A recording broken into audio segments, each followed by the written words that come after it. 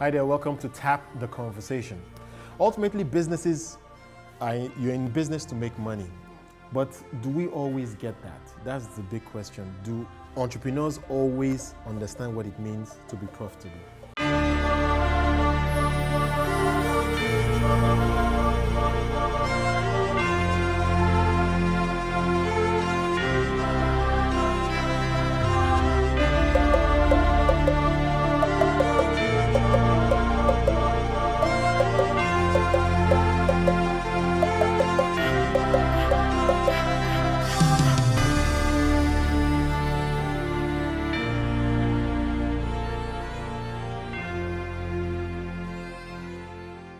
Interestingly, I was reading a publication by the New York Times with regards to 61 projects or deals that Donald Trump had done in the past. And their statistics shows that 40% of them actually failed. But he's supposed to be a deals guy. But you'd qualify Donald Trump as a very successful deal maker and a businessman. So the truth is, with business, there is always the probability of failure. If you go back to the definition of what an entrepreneur is, it's someone who goes into business, sets up a business with the hope of making profit. And sometimes that hope would not always materialize. Oh, no, I go in with the view that I want to make that profit. But they say that entrepreneurs they see and act on opportunities to create wealth and to make money and so on. So there's a bit of a much more pointed focus on that. Yeah. Okay. The thing is about getting at the level that we are dealing with now. It's about getting your pricing right. Am I charging the right price so that I can make the right profit? And you find a lot of people don't even know how to cost their business. There's so much that you're doing that you don't take into consideration, and your costing is wrong. Therefore, your pricing is wrong, and therefore you don't know if you're making money or not. Yes. 4 years. And because you're making cash, because you think you're making money, but you're really not covering your costs. Yeah, and I think Again, it's what I tell early stage entrepreneurs: just start doing your books early. Start looking at this is what I made. This is how much I used to make it. This is what. But do we always have the skills for that? No, we don't. We need to actually. That's where they need to get professional help. Yeah, and I think the point you make is one that will resonate with a lot of entrepreneurs. If they think about it, people always miss it. The fact that you are selling and you are making sales does not equate that you are making money. They are two completely different things. Or people think, oh, all these sales are coming in, cash is coming in, we're doing well. No, you are not until you actually check that you are. So getting professional help at the beginning, I use myself as an example. Even though I know a bit of finance and accounting because of my background, at the core of it, I'm an engineer, I'm a tech guy, and I'm a sales guy. So my focus is on how do I move the business, how do I move my product. I need someone early on to help me keep track of that and to always advise that, Wale, this is how we're doing here, this is how. And the other thing is to have a comparative analysis. What are you doing? I mean, you are not in an industry by yourself. There are other players in that industry that you're always benchmarking yourself. You should benchmark your P&L. You should benchmark your revenue. You should benchmark your cost of doing business. That we don't have information. It's so sad. We don't have it. In other countries, you can say, oh, in the hotel industry, I should do a minimum of gross margins of 40%. Blah, blah, blah. Does that make it more difficult to get into it? So really now understand it's just me the using terrain. my contacts to say, those people raise money. If you have their Like a few. I think we should hear from the accountant. Business plan would actually help, where you'd actually, just picking up from one of the points from Mr. Phillips with regards to what is my right price. So your right price is not necessarily the price you want to charge. It's a question of what the market can accept as well. But I've heard as well that Nigeria can be a very funny place. Take the insurance business, for instance. I continue to hear that the premiums being charged are not really the right premiums when you look at the risk versus the coverage. They're charging lower because that is either what people can afford or where the competition is pushing them. So can competition be making you a loss-making business? Absolutely. So that very critical. And people have to get their pricing strategy right, spot on. Otherwise, you're going to run into all sort of problems. And there are a few things that can guide towards coming up with the right pricing strategy. In Nigeria, most markets, especially depending on what industry, there are some industries that are very competitive. There's no way you can price above market. You will just be out of business or out of the market. Commodity, food. There's really, I mean, there's little you can do there. You have to look at the people paying, willingness to pay. In our business, we operate a service business, so to speak. It's tech, right?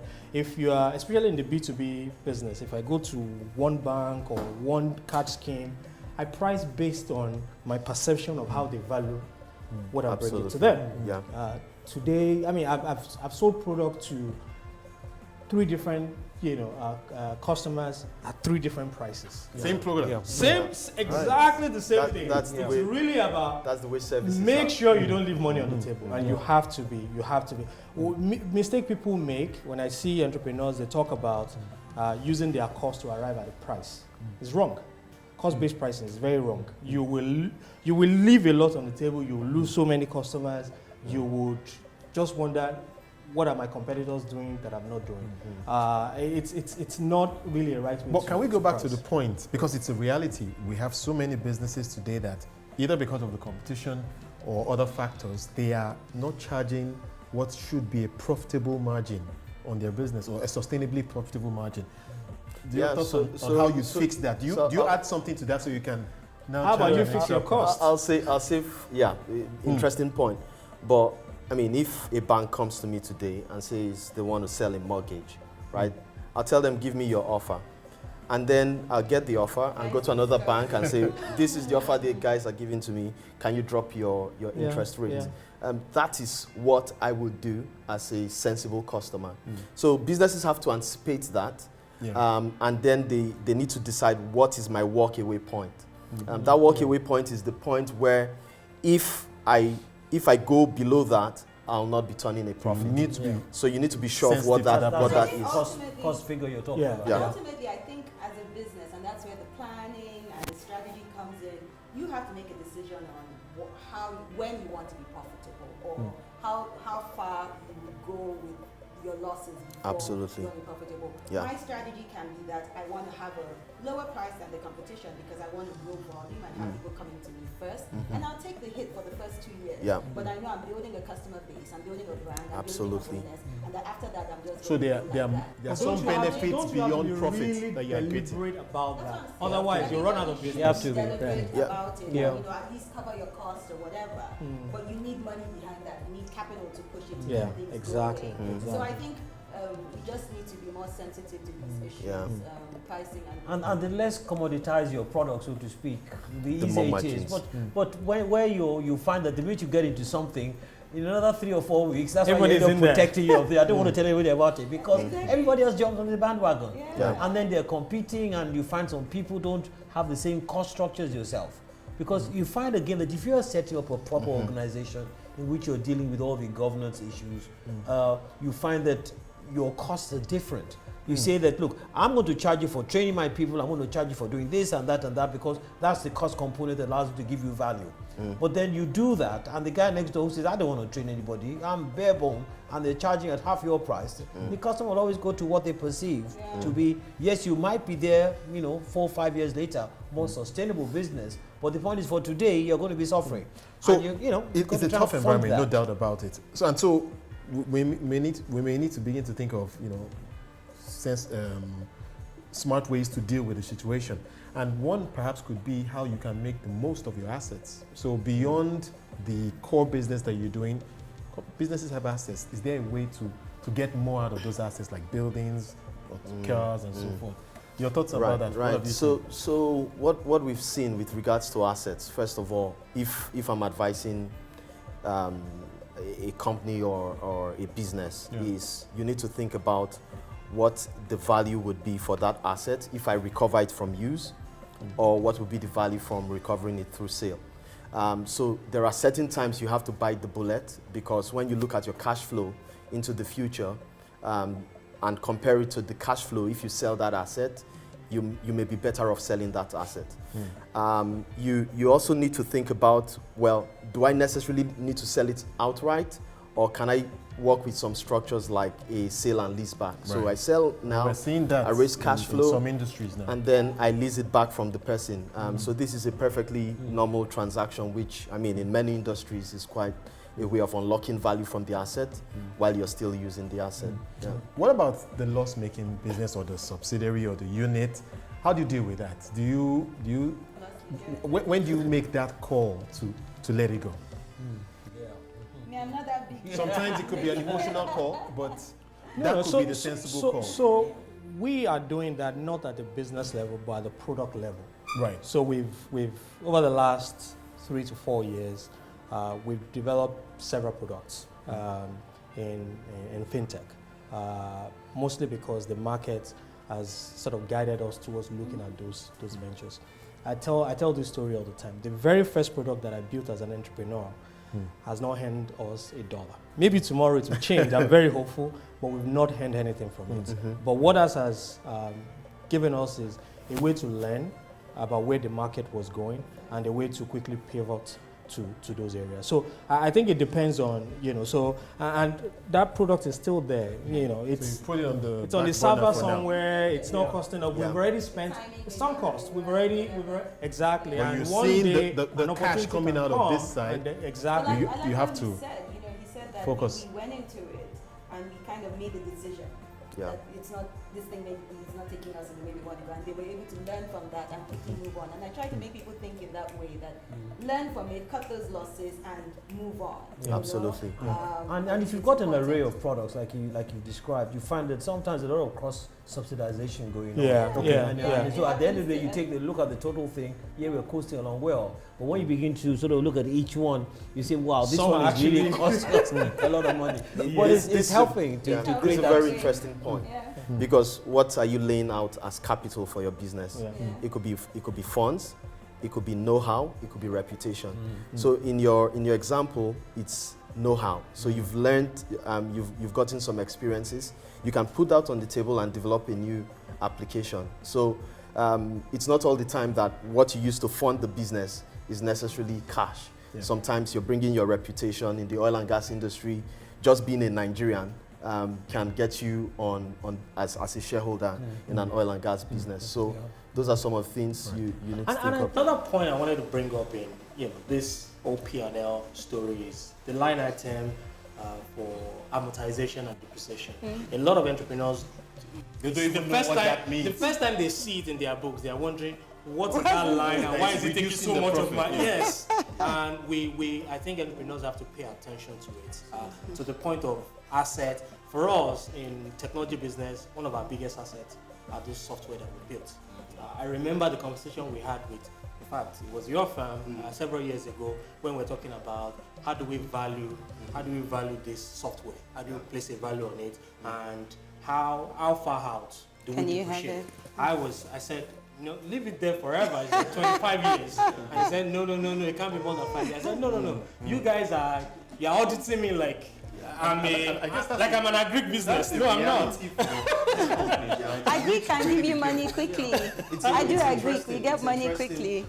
So on the one hand, you want that asset to remain without it being depreciated because it adds to your balance sheet. Yeah. So it's an asset in your balance sheet. It helps you with raising funds. Capital? Yeah.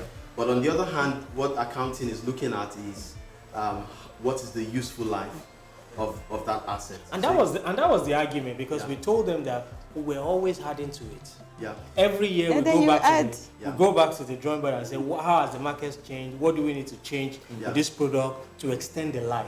And that was my argument. Yeah, I said, but then you're adding more to your fixed asset, so to Yeah. speak. It's an asset. And that So one is other going- additions, it will be another 20 or 40 million. so I guess the addition is what we need to price correctly Exactly. and value correctly. And to a certain extent, for some assets, you can actually every year end value them again. Yes, you can And so value. I'll pick a footballer as an example. So you buy a footballer bring him into your balance sheet. Maybe you pay $50 million. Dollars, right? 230 million. Depending on who you're buying. So, I mean, many years down the line, the guy's still in your books, but you're able to sell to Paris Saint-Germain for... Why do we have to bring football analogies here, please? It's relevant. So you guys, it is not for me. No, but I think it's relevant. They should teach that in I don't follow Premiership. I don't know. Use another example. So in that regard, they couldn't have continued to carry him at 50 million pounds or whatever they paid for him. So his real value changes. Yeah. But I think it goes back to understanding the full cost of your business, so that you are charging adequately for the full cost of your business. And these obvious things of salaries. But he doesn't agree with cost reflective. Yeah, You don't. He said it, right? But you've got to. If You have to account if for you it. feel to value You will your value it, assets, but then I'm saying that you're not carrying the cost it shouldn't of be it. the only basis for pricing. Okay, no. But I Yeah, think I that's, agree. again, I bring back the Nigerian situation. Yes, you want to price correctly to reflect the value of whatever you're putting out there and the cost. But then you get into the marketplace and people are not prepared to pay that cost. And it brings me back to the point around how you can manage that cost. But it What can you do? Is it But it just the depends. reality of Nigeria that costs are high? No, but it depends. I really think that maybe it depends. I'm in the food space, and mine is a fast food, more or less. And we do fresh produce, so lettuce, whatever. Generally small margin, right? Not necessarily. No, not necessarily. You have, top gross margins of over 60%, which is very, very sweet for me, right? Because then I can take all the OPEX of the overheads of generator and diesel. So it's good, and we want to keep it that way and even do better. But the most expensive thing on our menu is 2,500 naira, right? Selling in the demographic of, let's say, the Ikoyi area, right? So more people, affordability and all. So for them, they're like, my gosh, I can get fish and calamari and all of that for only 2,500 for what I get, because elsewhere they're getting it for 5,000 naira minimum. I should take your number. So 5,000 naira, 5,000 naira minimum. But I'm being quite deliberate about it, and because I know my numbers allow me to do it, right? I've looked at it, so I do think on this point, I do think people are overly profit-taking in the context of Nigeria, because there are ways to. Why do you still have multi-millionaires in spite of no power, no this? People are reaching in. No, I know there are other ways, but, and I know the cost of doing business is still high, but we have a market that there's a willingness to pay, and if you can position your product properly, again, it's the issue of a lack of competition. There's a semi-monopolistic kind of situation. Precisely, some of the people who have done So because well. of that, you people can get in. We don't have enough people competing. Yeah. When you do have very, very stiff competition, nobody will tell you. Nobody will tell you. Price We need to be But the very law of economics conscious. says But that from that the type should of operate, businesses you are seeing at PwC, I'm sure not everybody is making 60% gross margin. That's correct. Give us a sense of. That's why you should all come into agriculture. Yeah, so it depends on the industry. So she spoke about an industry. Service industries, you can make 60% actually if you're playing in a niche environment. But people in retail, so take the petroleum products. Fuel. Margin is really small. So maybe if you're getting distribution on a liter of 15 naira, distribution margin of 15 naira, then you're doing well, because landing cost is about 130, sales price is 145. So you have to do a lot of volume, right? And then you need to manage your overheads. Because the gross profit, the only way you're going to retain it. So really, you're in the business of managing your overhead. That's really what it is. And growing your base, your volume. That's where you get to differentiate the organizations that are really truly organized. Because if you're disorganized, you don't know how to manage. Yes. You can't manage costs that you don't know exist. Because you don't know. Exactly. And that's the majority, unfortunately. So we need to change And that. I think it's a very interesting point, because really, at the end of the day, the most successful business that are sustained long term Know how being to- able to manage their costs. Correct. So really, it's something To know their cost Know them structure and and of then course manage it. Yeah. I think it's